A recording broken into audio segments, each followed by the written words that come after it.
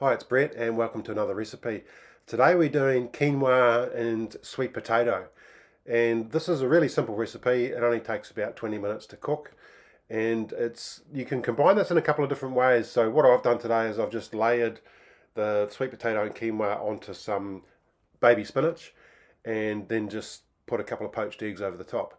So a different way of doing this is you could combine the spinach, the sweet potato and the quinoa into a salad and maybe just have the eggs on the side.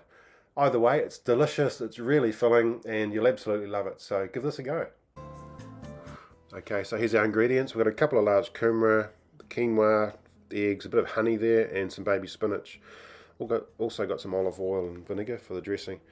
So 1 cup of quinoa, and then 1 3/4 cup of water on a low simmer. And with the sweet potato, what we'll do here is we will just chop these into bite-sized cubes. So they're easy to cook and also easy to eat once they're combined. By the way, this will feed 3, maybe even 4 people. So you'll have enough for a couple of nights probably. Right, so we've got the honey and the Cajun spice, and we're just blending that now with the vinegar just to get that honey softened up, and then add the olive oil and just a little bit of salt.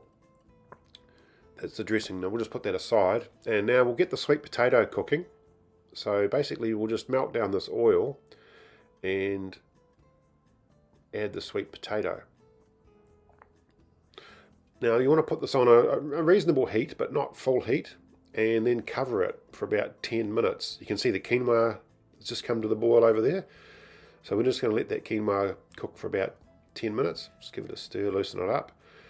So 10 minutes, now we've turned over the sweet potato, and then we'll just leave that for another 10 minutes or so while we finish cooking the eggs. And also I've turned that quinoa off once it's been boiling for about 10 minutes, and then I'll just let it sit.